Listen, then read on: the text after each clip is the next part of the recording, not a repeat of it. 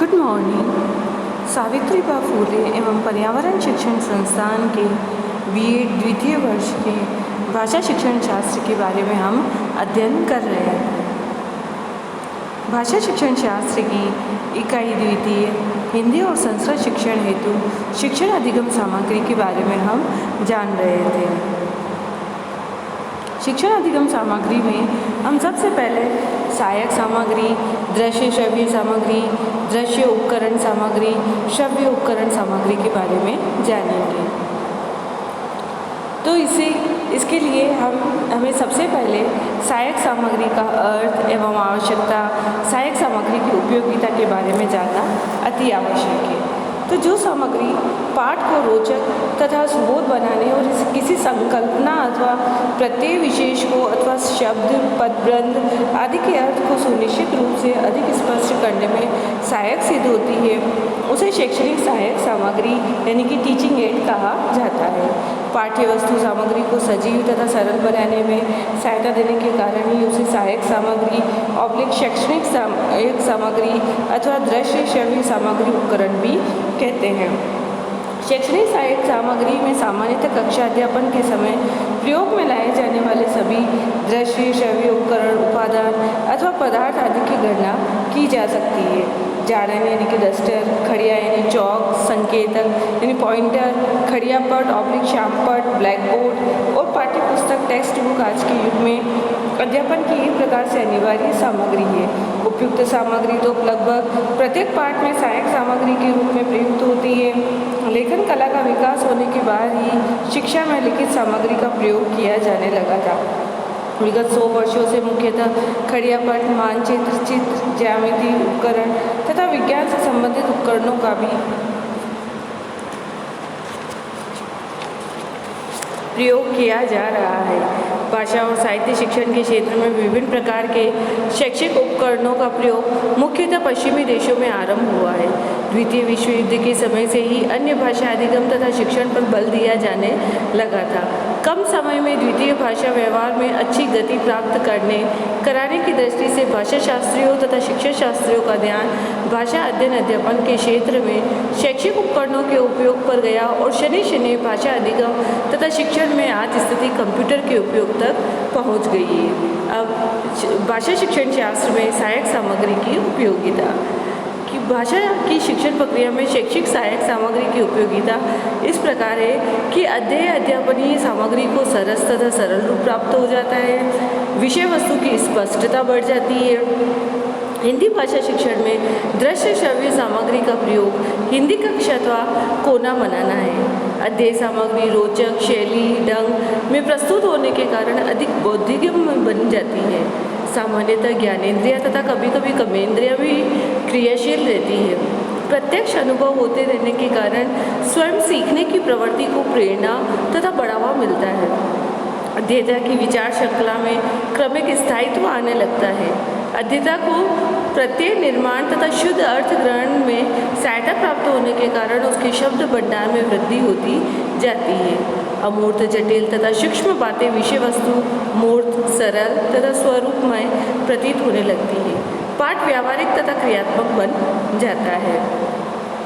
अब है भाषा शिक्षण शास्त्र में दृश्य श्रव्य उपकरण में दृश्य उपकरण सामग्री पट, खड़िया पट, नमदा पट, चुंबकीय पट और सेकंड है चित्र जिसमें रेखा चित्र, छाया चित्र, सारणी, मानचित्र का प्रयोग, चित्रकथा और थर्ड है प्रक्षेपक यानी कि स्लाइड प्रोजेक्टर, ओवरहेड प्रोजेक्टर, एपिडायस्कोप के बारे में हम विस्तार से पढ़ेंगे। दृश्य उपकरण सामग्री वे शैक्षिक उपकरण उपादान जिनके प्रयोग के समय अध्येता मुख्यतः आँखों के माध्यम से अपनी चिंतन प्रक्रिया को और अधिक विकसित करने में सहायता प्राप्त करता है, उन्हें दृश्य सामग्री के अंतर्गत जाना जाता है। दृश्य सामग्री में विभिन्न प्रकार के पट यानी कि बोर्ड, चित्र इन पिक्चर्स, प्रक्षेपक यानी कि प्रोजेक्टर्स आदि की गणना की जाती है। अध्ययन अध्यापन के समय दृश्य सामग्री विशेषतः द्वितीय भाषा अधिगम के संदर्भ में मानसिक बिंब ऑब्लिक प्रत्यय निर्माण की दृष्टि से प्रत्यक्षीकरण प्रत्यक्ष अनुभूति के वातावरण की सृष्टि करती है। फर्स्ट है हमारा पट। भाषा शिक्षण शास्त्र तथा साहित्य अध्ययन अध्यापन के क्षेत्र में पाठ्य पुस्तकों के बाद सर्वाधिक सुलभ शैक्षिक सहायक सामग्री के अंतर्गत विभिन्न प्रकार के पट्टों की गणना की जाती है। इन पट्टों में 3 प्रकार के पट्ट विशेष उल्लेखनीय हैं। फर्स्ट है खड़िया पट्ट, नमदा पट्ट तथा चुंबकीय पट्ट। फर्स्ट है खड़िया पट्ट यानी जिसे चौक बोर्ड भी कहा जाता है। खड़िया पट्ट को सामान्यतः श्याम पट्ट यानी कि ब्लैक बोर्ड के नाम से भी जाना जाता है, क्योंकि बहुत से समय से खड़िया पट्ट काले रंग से ही रंगा जाता था, परंतु आजकल यह हरे, हल्के पीले तथा नीले रंग में भी रंगे जाने लगे हैं। खड़िया पट्ट लकड़ी, प्लाईवुड, कांच अथवा सीमेंट जो दीवार के बनाए जाते हैं, यांत्रिकता की दृष्टि से अनेक प्रकार के होते हैं। दीवार पर बने हुए, दीवार के सहारे लटके हुए, तिपाही पर रखे जाने वाले, लीवर के सहारे ऊपर नीचे सरकने वाले, चौखट में लगी 2 कीलों के सहारे लटकने वाले, लपेटे जा सकने वाले आदि। खड़िया पट्ट भाषा शिक्षण के समय विविध प्रकार के कार्यों के लिए प्रयोग में लाए जा सकते हैं, यथा चित्र, मानचित्र, पोस्टर आदि टांगने के लिए, विभिन्न प्रकार के शब्द, पदबंध, वाक्य लिखने के लिए, शब्दों के अर्थ, उनकी सही वर्तनी, उनकी संरचना, रचना, उनका विश्लेषण आदि लिखने के लिए, पाठसार, अनुच्छेद, सूक्तियाँ, रूपरेखा, भाषा तत्व, विचार, बिंदु, महत्वपूर्ण संदर्भ आदि लेखन के लिए और विविध प्रकार के रेखाचित्र या डायग्राम आदि खींचने के लिए। खड़िया पट्ट उपयोग के समय इन बातों का विशेष ध्यान रखना चाहिए कि खड़िया पट्ट पर लिखे जाने वाले वर्णों तथा खींचे जाने वाले रेखाचित्रों, आरेख आदि का आकार कक्षा के छात्रों की आयु के अनुरूप हो। सामान्यतः छोटी आयु के बालकों के लिए अधिक लंबाई वाली कक्षा में वर्णों आदि का आकार बहुत बड़ा होना चाहिए। पट्ट पर उपयोगिता की दृष्टि से आवश्यक शब्दों, पंक्तियों, रेखाचित्रों आदि को ही रहने दिया जाए। अनावश्यक वस्तुओं को उनकी उपयोगिता समाप्त होने के साथ ही झाड़न से मिटाते जाना चाहिए और इस प्रकार खड़िया पट्ट पर वर्णादि की अनावश्यक भीड़भाड़ न रहने दी जाए। वर्णों और शब्दों को सुडौलता तथा स्पष्टता के साथ लिखा जाए तथा शब्दों, वाक्यों की पंक्तियाँ भूमि के समानांतर हो, तिरछी या टेढ़ी मेढ़ी न हो। रंगीन खड़िया का प्रयोग विशेष रूप से किसी बात की ओर ध्यान आकर्षित करते समय ही किया जाए। खड़िया पट्ट पर लिखी जाने वाली भाषा शब्द, पदबंध तथा वाक्य वर्तनी और संरचना की दृष्टि से शुद्ध हो। यथासंभव छात्रों को भी खड़िया पट्ट पर लिखने का अवसर देना चाहिए। फिर सेकंड है नमदा पट्ट, फेल्ट बोर्ड। नमदा पट्ट को फेनल ग्राफ, प्लास्टिक ग्राफ तथा खड्रो ग्राफ भी कहते हैं। नमदा पट्ट एक प्रकार का बोर्ड या तख्ता होता है जिस पर रंगीन खुरदुरा, फलालेन, खद्दर या विलियट का कपड़ा लगा होता है। इस पट्ट पर अध्यापक गद्दे अथवा पट्ट के कपड़े की विभिन्न रंगों में बनी आकृतियाँ, चित्र आदि बड़ी आसानी से चिपका तथा हटा सकता है।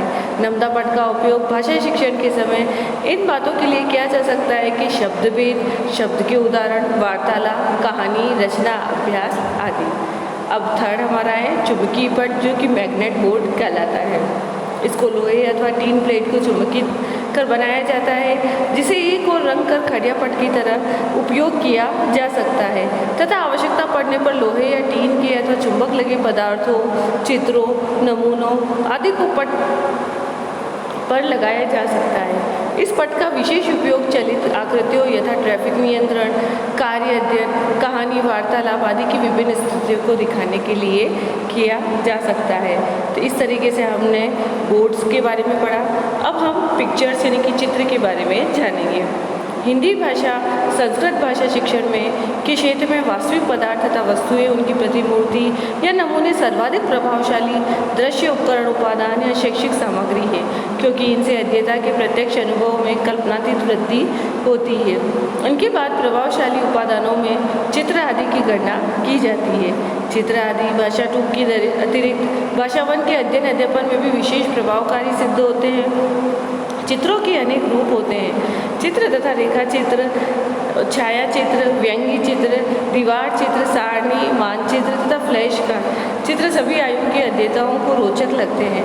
ऐतिहासिक वस्तुओं यथा दुर्ग, गढ़, किला, भवन, युद्ध, सिक्के आदि, प्राकृतिक दृश्यों, वैज्ञानिक यंत्रों आदि के चित्र, विभिन्न प्रकार के भाषा साहित्य पाठों यथा कहानी, जीवनी, वार्तालाप, वर्णनात्मक तथा विवरणात्मक निबंध आदि को चित्र अधिक स्पष्ट, सहज और गायब बना देते हैं।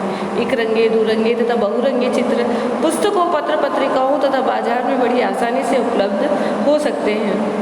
चित्र प्रयोग के समय इन सभी बातों का ध्यान रखना अति आवश्यक होता है कि फर्स्ट है कि कक्षा में छात्रों की आयु के अनुरूप ही शुद्ध, स्पष्ट तथा आकर्षक चित्र प्रस्तुत किए जाएं। सेकंड है, ऐसे चित्रों को प्रमुखता दी जाए जिनसे अध्येता को अज्ञात या नवीन अनुभव प्राप्त हो।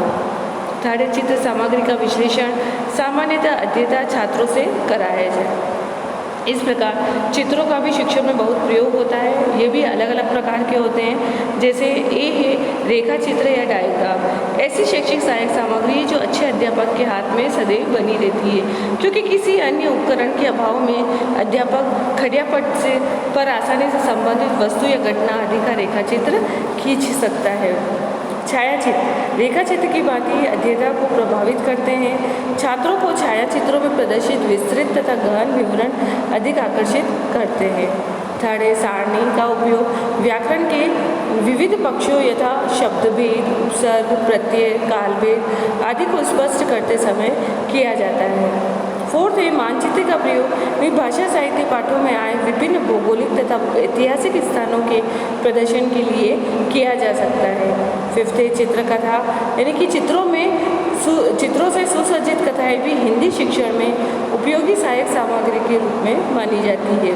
इनमें चित्रों के आधार पर किसी कहानी या कथा का वर्णन किया जाता है, जिनमें छात्र मनोयोग से रुचि लेते हैं, क्योंकि छात्रों के लिए चित्रकथाएं आकर्षण का केंद्र होती है और इनसे उनकी भाषा सीखने की क्षमता में वृद्धि होती है। अब हमारा थर्ड पॉइंट है प्रक्षेपक यानी कि प्रोजेक्टर। प्रक्षेपक स्वयं में दृश्य सामग्री नहीं है, वरन इसकी सहायता से विविध प्रकार की सहायक सामग्री को प्रक्षेपित करते हुए दृश्य बनाया जाता है। ये अनेक प्रकार के होते हैं, स्लाइड प्रोजेक्टर, ओवरहेड प्रोजेक्टर और एपिडायस्कोप। इन सभी प्रक्षेपों के माध्यम से प्रदर्शित वस्तुओं को देखने के लिए कमरे में अंधेरा होना चाहिए और इन्हें चलाने के लिए विद्युत व्यवस्था होनी चाहिए।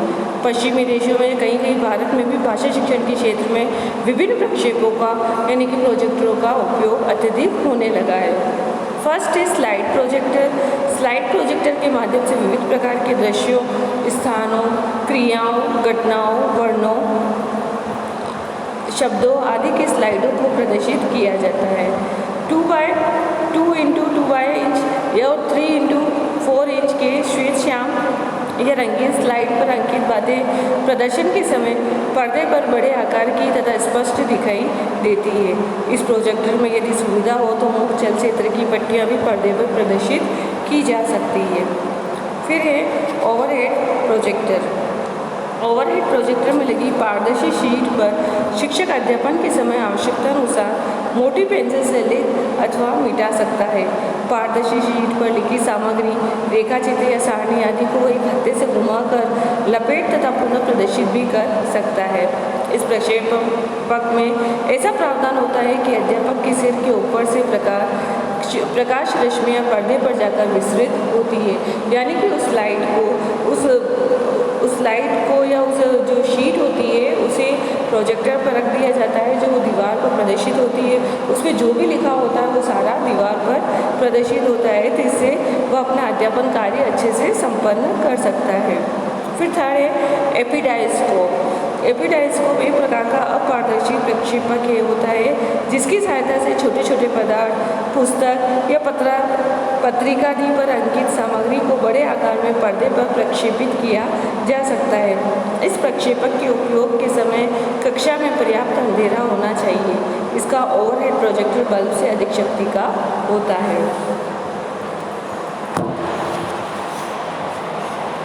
अब आपके सामने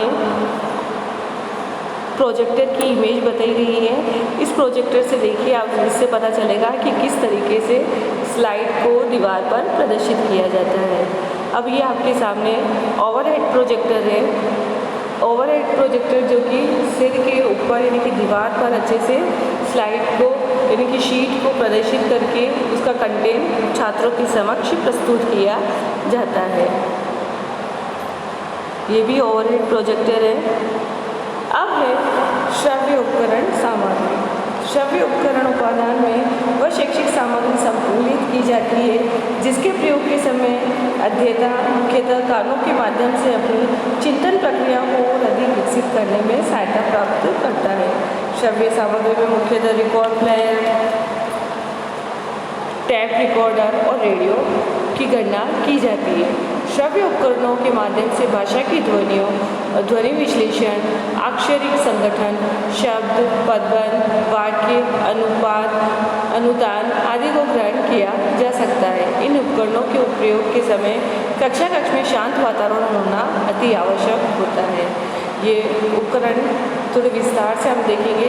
रिकॉर्ड प्लेयर शिक्षक का एक प्रमुख साथी होता है जिसमें वार्तालाप, गीत, कविता, भाषण, वाक्य, सांचे आदि अंकित रहते हैं। सिनेमा रिकॉर्डों की भांति ही लिंग्वा रिकॉर्ड भी बनाए जाते हैं। लिंग्वाफोन पद्धति से विश्व की विभिन्न भाषाओं को पढ़ाने की और तीव्रता से प्रगति होती ही रही है। आजकल पाठ्य पुस्तक के पूरक के रूप में प्लास्टिक शीट पर ही भाषा रिकॉर्ड मिलने लगे हैं। रिकॉर्ड को डिस्क रिकॉर्ड भी कहा जाता है। रिकॉर्ड प्लेयर पुराने ढंग के फोनोग्राफ को ही सुधरा हुआ विद्युत चालित रूप है।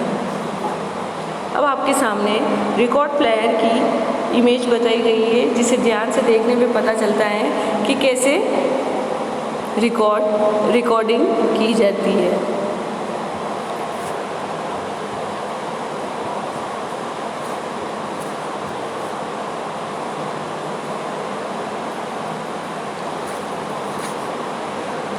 अब हमारा सेकंड पॉइंट है टैप रिकॉर्डर। टैप रिकॉर्डर भी शिक्षक का एक साथी ही होता है जिस पर रिकॉर्ड की भांति वार्तालाप, गीत, कविता, भाषण, वाक्य, सांचे आदि बोलते समय अंकित किए जा सकते हैं तथा आवश्यकता न होने पर उस समय मिटाए भी जा सकते हैं। एक टेप अनेक बार अंकित सामग्री को मिटाने के काम आ सकता है। आजकल ये उपकरण पर्याप्त सस्ता हो गया है तथा 4 सेलों से चलाया जा सकता है। वर्तमान टेप पुराने टेप वायर का एक सुधरा हुआ रूप है। टेप का उपयोग उच्चारण, भाषण आदि अंकित करने तथा उसे सुनने के लिए किया जा सकता है। हमारी राय में प्रत्येक द्वितीय भाषा शिक्षक को टेप रिकॉर्डर का अधिक प्रयोग करने का प्रयास करना चाहिए। इसमें आपको टेप रिकॉर्डर भी दिखाया जिससे टेप भी होता रहता है। अब थर्ड है रेडियो।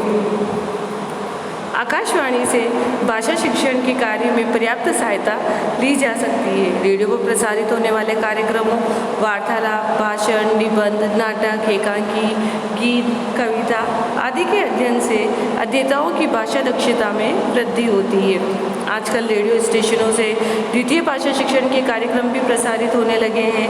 द्वितीय हिंदी भाषा, संस्कृत भाषा शिक्षक को चाहिए कि वह ऐसे कार्यक्रमों के प्रसारण के समय का पता लगाकर उनका अधिक से अधिक लाभ उठाए। रेडियो कार्यक्रमों को सुनने, घर पर, विद्यालय में तथा उन पर परिचर्चा करने का आयोजन विद्यालय में होते रहना चाहिए। अध्यापक को छात्रों के सहयोग से प्रसारित कार्यक्रम की आवश्यक व्याख्या, प्रश्नावली, परिचर्चा आदि की व्यवस्था करनी चाहिए। ऐसे समय छात्रों को प्रमुख बातें नोट करने के लिए भी प्रोत्साहित करना चाहिए। अब आपके सामने ये रेडियो की इमेज बताई गई है कि इस तरीके के रेडियो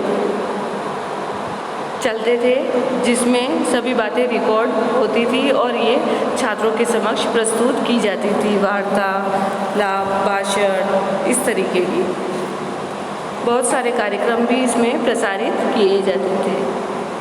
अब नेक्स्ट हमारा है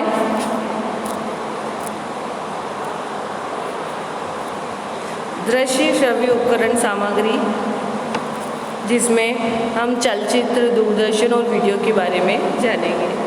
वे शैक्षिक उपकरण जिनके प्रयोग के समय अध्येता मुख्यतः आँखों तथा कानों के माध्यम से अपनी चिंतन प्रक्रिया को और अधिक विकसित करने में सहायता प्राप्त करते हैं, उन्हें दृश्य श्रव्य सामग्री के अंतर्गत जाना जाता है। दृश्य श्रव्य सामग्री में मुख्यतः चलचित्र यानी कि सिनेमा, दूरदर्शन यानी कि टेलीविज़न तथा वीडियो यानी वीडियो टेप की गणना मानी जाती है।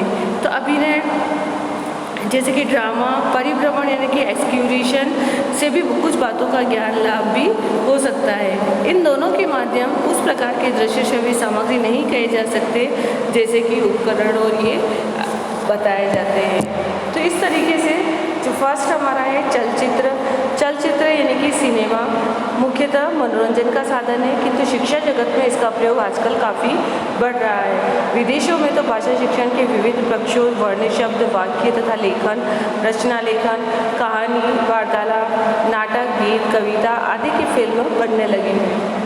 चलचित्र दर्शन तथा श्रवण से अध्येता की भाषा बोलने एवं सुनने में अनजाने में ही निखार आता जाता है।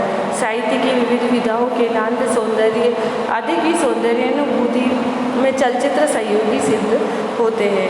चलचित्र के माध्यम से अध्येता के मस्तिष्क पर एक साथ चित्र, गति, रंग तथा ध्वनि का समन्वित प्रभाव पड़ने के कारण भाषा अध्ययन में पर्याप्त सहजता तथा सरलता आ जाती है। चलचित्र उपयोग के समय अध्यापक को ध्यान रखना चाहिए कि छात्र केवल मनोरंजन के लिए ही फिल्म न देखें, वरन उनसे उस फिल्म पर परिचर्चा भी करनी चाहिए। छात्रों से उस फिल्म से संबंधित विभिन्न प्रश्न पूछते हुए विविध कौशलों के परिष्कार की योजना भी बना लेनी चाहिए। फिर हमारा सेकंड है दूरदर्शन। दूरदर्शन में चलचित्र के सभी गुण पाए जाते हैं, यानी कि टेलीविज़न में सिनेमा के सारे गुण पाए जाते हैं, किंतु इसे बड़ी संख्या की कक्षा में प्रयोग में नहीं लाया जा सकता। तो भारत में पर्याप्त दूरदर्शन कार्यक्रम प्रसारित होते हैं जहाँ सुविधा हो। विद्यालयों में दूरदर्शन कार्यक्रमों से लाभ उठाया जाना चाहिए। दूरदर्शन कार्यक्रमों का उपयोग भी केवल मनोरंजन के लिए न होकर भाषा कौशलों की क्षमता वृद्धि की दृष्टि से भी किया जाना चाहिए।